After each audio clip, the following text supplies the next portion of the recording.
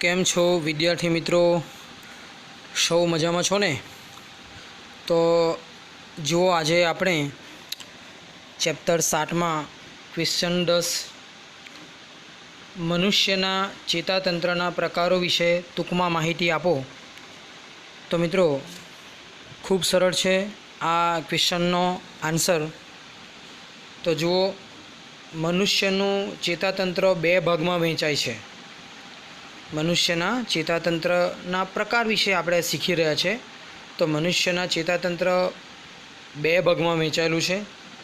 એક છે CNS એટલે કે સેન્ટ્રલ ન્યુરલ સિસ્ટમ, અને બીજું છે PNS એટલે કે પેરિફેરલ ન્યુરલ સિસ્ટમ.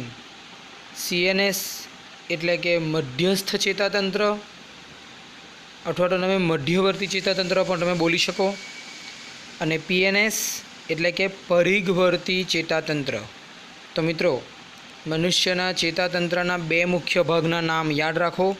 CNS એટલે સેન્ટ્રલ ન્યુરલ સિસ્ટમ એટલે કે મધ્યસ્થ ચેતાતંત્ર, અને બીજો ભાગ છે PNS એટલે કે પેરિફેરલ ન્યુરલ સિસ્ટમ એટલે કે પરિઘવર્તી ચેતાતંત્રો. આ બે શબ્દો તમે ધોરણ 8માં શીખીને આવ્યા છો મિત્રો. ઓકે, આગળ જઈએ. તો CNS એટલે કે જે મધ્યસ્થ ચેતાતંત્ર છે, એમાં મગજ અને કરોડરજ્જુનો સમાવેશ થાય છે. આ વાક્ય પણ ધોરણ 8ની ટેક્સ્ટબુકમાં લખ્યું છે અને તમે શીખીને આવ્યા છો. મધ્યવર્તી ચેતાતંત્ર એટલે કે મધ્યસ્થ ચેતાતંત્રમાં મગજ અને કરોડરજ્જુનો સમાવેશ થાય છે. તે માહિતીના પૃથ્થકરણ અને નિયંત્રણનું સ્થાન છે. જે પણ બધી માહિતીઓ હોય એ બધી માહિતીઓનો કંટ્રોલ કરે. પૃથ્થકરણ કરવું એટલે બધી માહિતીઓને સંગ્રહ કરેલી હોય એનું અર્થઘટન કરવું, બરાબર છે, એનું વિશ્લેષણ કરવું. ઓકે, અને આ બધી માહિતીઓ જે છે એ માહિતીઓને કંટ્રોલ એટલે કે નિયંત્રણનું સ્થાન છે મગજ અને કરોડરજ્જુ. હવે PNS એટલે કે પેરિફેરલ ન્યુરલ સિસ્ટમ પરિઘવર્તી ચેતાતંત્ર છે. એ મગજ અને કરોડરજ્જુમાંથી નીકળતી શરીરની બધી જ ચેતાઓ ધરાવે. આ સેન્ટેન્સ પણ ધોરણ 8માં તમે શીખીને આવ્યા છો. તો મિત્રો યાદ રાખજો, મનુષ્યના ચેતાતંત્રના બે ભાગો, CNS કે જેમાં મગજ અને કરોડરજ્જુનો સમાવેશ થાય, જ્યારે PNS એ મગજ અને કરોડરજ્જુમાંથી નીકળતી શરીરની બધી જ ચેતાઓનો સમાવેશ થાય છે. તો PNS જે છે એ PNSના ચેતાતંતુઓ બે પ્રકારના હોય. આપણે જોયું ને કે PNS એટલે કે પેરિફેરલ ન્યુરલ સિસ્ટમમાં મગજ અને કરોડરજ્જુમાંથી નીકળતી બધી જ ચેતાઓ તે ધરાવે છે. ઓકે, તો આ ચેતાતંતુઓ PNSની જે ચેતાઓ છે એટલે કે ચેતાતંતુઓ છે એના ફરી પાછા બે પ્રકાર છે: અંતર્વાહી તંતુઓ અને બહિર્વાહી તંતુઓ. યાદ રાખજો મિત્રો કે PNSના ચેતાતંતુના બે પ્રકાર, બરાબર. PNSના ચેતાતંતુઓ બે પ્રકારના હોય: અંતર્વાહી તંતુ અને બહિર્વાહી તંતુઓ. હવે અંતર્વાહી તંતુઓની આપણે વાત કરીએ મિત્રો, ધ્યાન આપજો. તો અંતર્વાહી તંતુઓ ઉર્મી વેગનું વહન પેશીઓ કે અંગોથી CNS તરફ કરે છે. મિત્રો બરાબર ધ્યાન રાખજો. ઉર્મી વેગ આપણે શીખી ગયા. કોઈ પણ બાહ્ય સંવેદના જ્યારે સંવેદનાગ્રાહી અંગો દ્વારા શરીરમાં દાખલ થાય ત્યારે ચેતાકોષના ચેતાંત એટલે કે પૂંછડીનો જે અંતનો ભાગ છે ત્યાં પહોંચે ત્યારે રસાયણોની મદદથી વિદ્યુત સંકેતો પેદા થાય છે. એટલે વિદ્યુત સંકેતો ઉત્પન્ન થાય ને આ વિદ્યુત સંકેતો જેને આપણે ઉર્મી વેગ કહીએ કે જેનું રસાયણોની મદદથી બીજા ચેતાકોષ તરફ વહન થતું હોય છે. તો અહીંયા તમને કહેવામાં આવ્યું છે કે PNSના ચેતાતંતુઓ બે પ્રકારના, અંતર્વહી અને બહિર્વહી. તો અંતર્વહી ચેતાતંતુઓ જે છે એ અંતર્વહી ચેતાતંતુઓ ઉર્મી વેગનું વહન પેશીઓ કે અંગો તરફથી CNS એટલે કે સેન્ટ્રલ નર્વસ સિસ્ટમ એટલે કે મગજ અને કરોડરજ્જુ તરફ કરે. કારણ કે જે પણ ઉર્મી વેગ ઉત્પન્ન થાય એ ઉર્મી વેગ આપણા પેશીઓમાં કે અંગોમાં પેદા થાય, તો એ પેશી કે અંગો તરફથી ઉર્મી વેગનું વહન કઈ તરફ કરાવે છે? મધ્યસ્થ ચેતાતંત્ર તરફ, એટલે કે મગજ અને કરોડરજ્જુ તરફ. જ્યારે બહિર્વહી તંતુઓ નિયામક ઉર્મી વેગનું એટલે કે મગજ અને કરોડરજ્જુ જે છે એ મગજ અને કરોડરજ્જુ તરફ પહોંચેલા સંદેશાઓનું અર્થઘટન થઈ અને જે નિર્ણય લેવાય છે, જેને આપણે નિયામક ઉર્મી વેગ કહીએ. તો બહિર્વહી ચેતાતંતુઓ જે છે એ બહિર્વહી તંતુઓ નિયામક ઉર્મી વેગનું CNSથી એટલે કે મગજ અને કરોડરજ્જુ તરફથી સંબંધિત પરિઘવર્તી પેશીઓ અથવા તો અંગો તરફ શું કરે છે? તે વહન કરે છે. મતલબ અંતર્વહી તંતુઓના કાર્ય કરતાં વિરુદ્ધ પ્રકારનું કાર્ય છે. ઓકે, તો બંનેનું કાર્ય શું છે મિત્રો? અંતર્વહી તંતુઓ એ ઉર્મી વેગનું પેશી કે અંગો તરફથી CNS એટલે કે મગજ અને કરોડરજ્જુ તરફ વહન કરાવે. જ્યારે બહિર્વહી તંતુઓ નિયામક ઉર્મી વેગનું CNS તરફથી સંબંધિત પરિઘવર્તી પેશીઓ અથવા તો અંગો તરફ વહન કરાવે છે. ઓકે, તો બંનેના કાર્યો અહીંયા અલગ અલગ છે, વિરુદ્ધ છે એક પ્રકારના એકબીજાથી. હવે PNS બે ભાગમાં વિભાજિત થાય. પેરિફેરલ ન્યુરલ સિસ્ટમ એટલે કે પરિઘવર્તી ચેતાતંત્ર ફરી પાછું બે ભાગમાં વિભાજિત થાય છે. મિત્રો જુઓ, બરાબર કાળજી રાખજો. આપણે ચેતાતંત્ર ભણી રહ્યા છે. ચેતાતંત્રના મુખ્ય બે ભાગ CNS અને PNS. પછી PNSના ચેતાતંતુઓના બે પ્રકાર, અંતર્વહી અને બહિર્વહી. હવે PNSના પાછા બે ભાગ. તો PNSના બે ભાગ કયા છે મિત્રો? તો દૈહિક ચેતાતંત્ર અને સ્વયંવર્તી ચેતાતંત્ર. યાદ રાખજો કે અહીંયા PNS બે ભાગમાં વિભાજિત થાય. કયા બે ભાગમાં? તો દૈહિક ચેતાતંત્ર અને સ્વયંવર્તી ચેતાતંત્ર. તો પહેલાં આપણે જોઈએ મિત્રો દૈહિક ચેતાતંત્ર. તો દૈહિક ચેતાતંત્ર ઉર્મી વેગોને CNSથી કંકાલ સ્નાયુ તરફ પ્રસરાવે છે. દૈહિક ચેતાતંત્ર છે એ ઉર્મી વેગો છે એ ઉર્મી વેગોને સેન્ટ્રલ નર્વસ સિસ્ટમ એટલે કે મગજ અને કરોડરજ્જુ તરફથી કંકાલ સ્નાયુ તરફ પ્રસરાવે. ઓકે, જ્યારે સ્વયંવર્તી ચેતાતંત્રની આપણે વાત કરીએ તો સ્વયંવર્તી ચેતાતંત્ર ઉર્મી વેગોને CNSથી અનૈચ્છિક અંગો એ આગળ આવશે મિત્રો. ઓકે, અને શરીરના સરળ સ્નાયુ તરફ વહન કરાય. બંનેનું કાર્ય અલગ અલગ. દૈહિક ચેતાતંત્ર ઉર્મી વેગને CNSથી કંકાલ સ્નાયુ તરફ પ્રસરાવે. કંકાલ, હાડપિંજર, હાડકાઓ સાથે જોડાયેલા જે સ્નાયુઓ છે, મસલ્સ છે. ઓકે, સ્નાયુ એટલે મસલ્સ.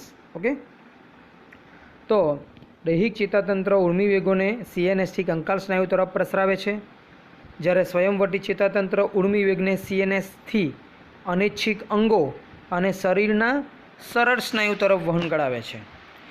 સ્વયંવર્તી ચેતાતંત્ર અનુકંપી ચેતાતંત્ર અને પરાનુકંપી ચેતાતંત્રમાં વર્ગીકૃત થાય છે. ફરી પાછા અહીંયા સ્વયંવર્તી ચેતાતંત્ર છે એના બે ભાગ પડે. સ્વયંવર્તી ચેતાતંત્ર જે છે એ અનુકંપી ચેતાતંત્ર અને પરાનુકંપી ચેતાતંત્ર. ધ્યાન રાખજો, આ પરાનુકંપી અને આ અનુકંપી. આમ બે ભાગની અંદર શું થાય છે? તે વિભાજિત થાય છે. ઓકે, કે સ્વયંવર્તી ચેતાતંત્ર એ અનુકંપી ચેતાતંત્ર અને પરાનુકંપી ચેતાતંત્રમાં વર્ગીકૃત થાય છે. હવે અંતરંગીય ચેતાતંત્ર એ પરિઘવર્તી ચેતાતંત્રનો ભાગ છે. મિત્રો અહીંયા એક નવું ચેતાતંત્ર અંતરંગીય, બરાબર છે? અંતરંગીય ચેતાતંત્ર એ કોનો ભાગ છે મિત્રો? પરિઘવર્તી ચેતાતંત્રનો. ઓકે, જે ચેતાઓ, તંતુઓ, ચેતાકંડો અને ચેતાજાલિકાઓ કે જે ઉર્મી વેગોને મધ્યસ્થ ચેતાતંત્રથી અંગો સુધી અને અંતસ્થ અંગોથી મધ્યસ્થ ચેતાતંત્ર સુધી વહન કરાવે છે અને તેવા સંકુલ એટલે કે એવી રચનાનું બનેલું હોય છે. તો અંતરંગીય ચેતાતંત્ર એ પરિઘવર્તી ચેતાતંત્રનો ભાગ છે. યાદ રાખજો કે અંતરંગીય ચેતાતંત્ર એ પરિઘવર્તી ચેતાતંત્રનો ભાગ છે, જે ચેતાઓ, તંતુઓ, ચેતાકંડો, ચેતાજાલિકાઓ કે જે ઉર્મી વેગને મધ્યસ્થ ચેતાતંત્રથી અંગો તરફ અને અંતસ્થ અંગોથી મધ્યસ્થ ચેતાતંત્ર સુધી વહન કરાવે છે અને તેવા સંકુલનું બનેલું હોય છે. ઓકે મિત્રો, આ છેલ્લી લાઈન જે છે ખાસ યાદ રાખજો મિત્રો, કારણ કે ખાલી જગ્યાની અંદર પણ તે પૂછાતી હોય છે. એક વાક્યના ક્વેશ્ચનમાંથી પૂછાતું હોય છે અંતરંગીય ચેતાતંત્ર સમજાવો. તો અંતરંગીય ચેતાતંત્ર એ પડીઘવટી ચેતાતંત્રનો ભાગ છે, જે ચેતાઓ, તંતુઓ, ચેતાખંડો અને ચેતાજાલિકાઓ કે જે ઉર્મિ વેગોને મધ્યસ્થ ચેતાતંત્રથી અંગો સુધી અને અંતસ્થ અંગોથી મધ્યસ્થ ચેતાતંત્ર સુધી વહન કરાવે છે, તેવા સંકુલોથી બનેલું હોય છે. ઓકે, તો આ ક્વેશ્ચન ખૂબ જ અગત્યનો છે મિત્રો, ધ્યાન રાખજો. મનુષ્યના ચેતાતંત્રના મુખ્ય બે ભાગ CNS અને PNS. CNS એટલે તેની અંદર મગજ અને કરોડરજ્જુનો સમાવેશ થાય. ત્યારબાદ PNS એટલે કે પડીઘવટી ચેતાતંત્ર, તો એમાં મગજ અને કરોડરજ્જુમાંથી નીકળતી શરીરની બધી ચેતાઓનો સમાવેશ થાય. ત્યારબાદ PNSના ચેતાતંતુઓ બે પ્રકારના હોય, અંતર્વહી અને બહિર્વહી, બંનેના આપણે કાર્ય જોયા. ત્યારબાદ PNS ફરી પાછું બે ભાગમાં વિભાજિત થાય, સ્વયંવર્તી ચેતાતંત્ર અને દૈહિક ચેતાતંત્ર, એ બંનેના કાર્યો જોયા. ત્યારબાદ સ્વયંવર્તી ચેતાતંત્ર એ ફરી પાછું અનુકંપી અને પરાનુકંપીમાં વિભાજિત થાય, અને લાસ્ટમાં અંતરંગીય ચેતાતંત્ર કે જે પરીઘવટી ચેતાતંત્રનો ભાગ છે. ઓકે, તો મિત્રો આઈ થિંક આ ક્વેશ્ચનનો આન્સર બધાને સમજ પડી ગઈ હશે. આઈ હોપ, હું આશા રાખું છું તમારે ધ્યાનપૂર્વક જે મેં સમજાવ્યું એ તમે અહીંયા સમજી લીધું હશે. તો હવે આપણે નેક્સ્ટ ક્વેશ્ચન જોઈએ મિત્રો. માનવ મગજના મુખ્ય ભાગોના નામ આપી અગ્ર મગજ વિશે સમજાવો. ઓકે મિત્રો, માનવ મગજ ધ્યાન રાખજો બરાબર, કે માનવ મગજના મુખ્ય ભાગોના નામ આપી અગ્ર મગજ વિશે સમજાવવાનું છે. તો માનવ મગજના મુખ્ય 3 ભાગો છે. માનવ મગજના મુખ્ય કેટલા ભાગો છે મિત્રો? 3 ભાગો.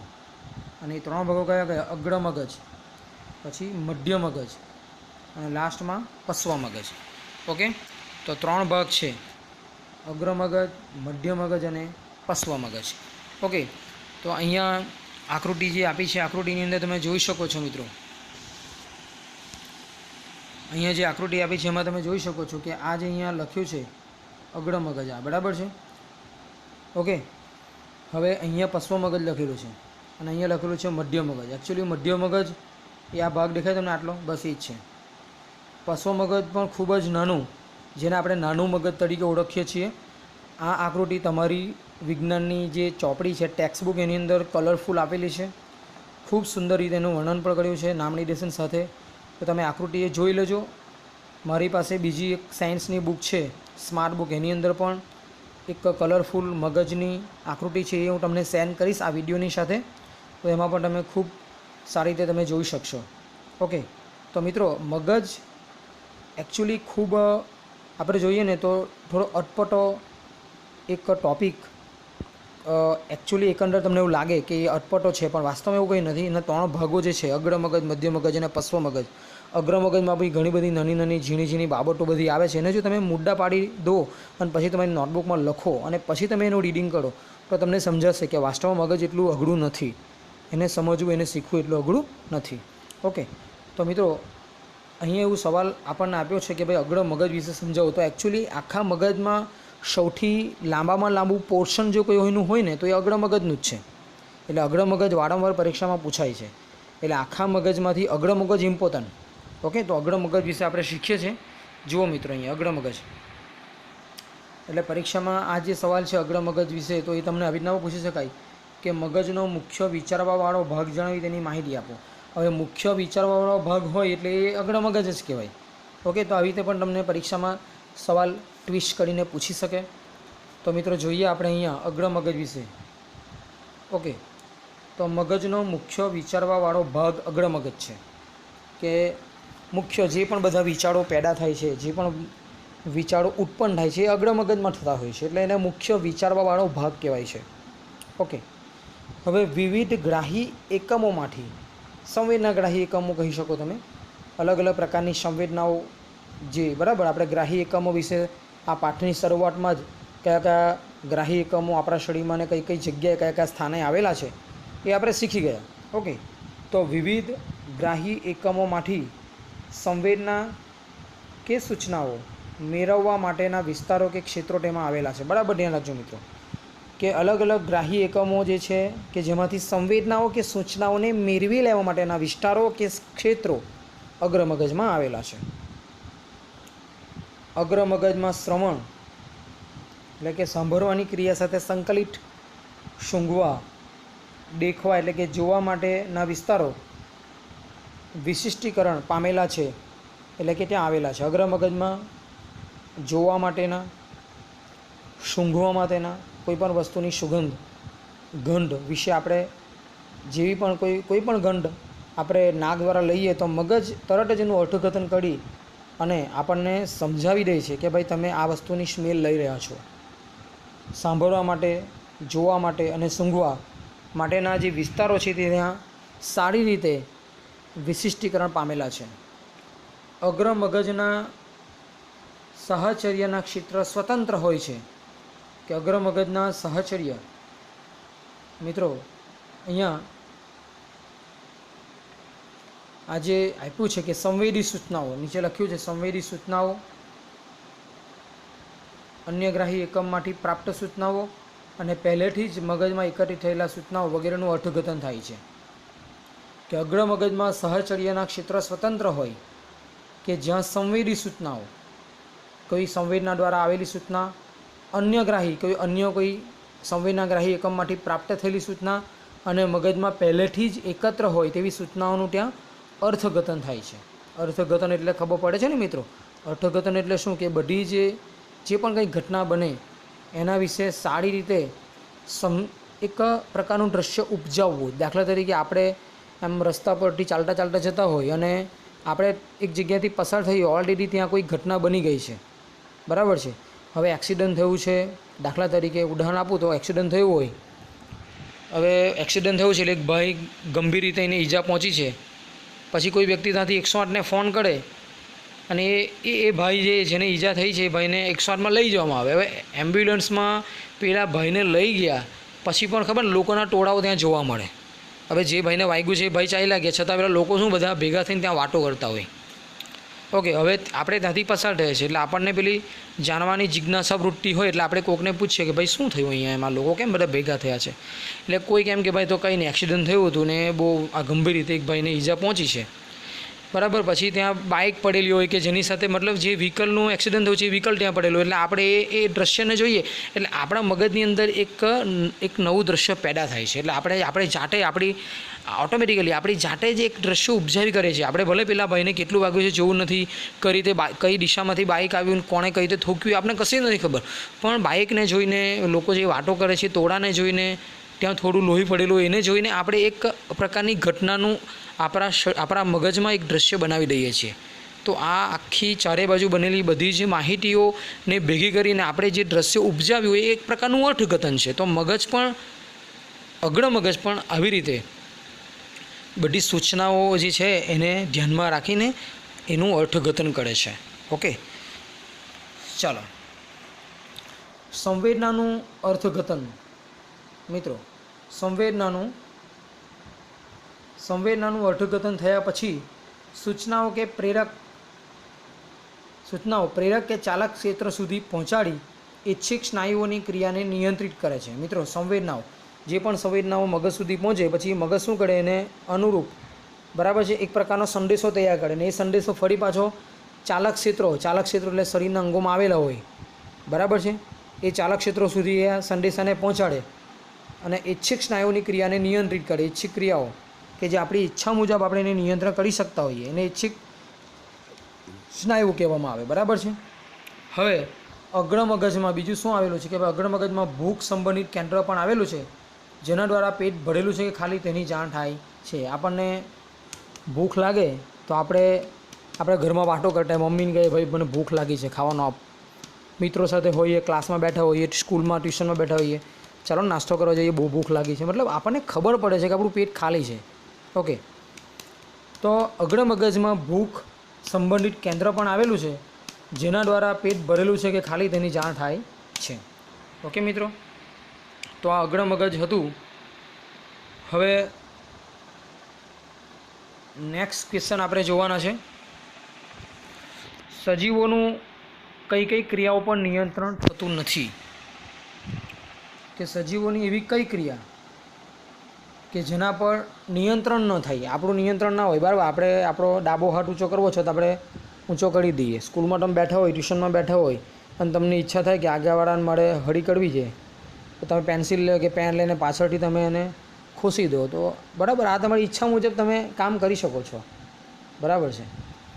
હવે તમે એવું વિચારો કે ભાઈ તમે જાતે મનમાં રડાઈને કહો તમારા હર્તને કે ભાઈ તું જ્યારથી મારો જન્મ થયો ને ત્યારથી તું છે ને ધબક ધબક થાય છે, ત્યારથી આરામ કર થોડો એમ.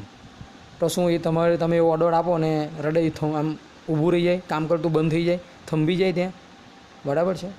એટલે આ બધી ક્રિયા આવી છે કે જેના પર આપણું નિયંત્રણ નથી હોતું. મિત્રો, તમે સ્વાદિષ્ટ ભોજન કોઈના લગ્ન પ્રસંગમાં ગયા અને મસ્ત જમીને આવ્યા છો, બરાબર છે, અને પછી આવી ઘરે આવીને તમે પીઠ ઉપર હાથ મૂકીને તમે એમ કહો તમારા જઠરને કે ભાઈ આજે પાચન થોડું ધીમું ધીમું કરજે, મસ્ત સ્વાદિષ્ટ ખોરાક ખાધો છે, થોડી વાર અંદર રહી તો સારું લાગે એમ.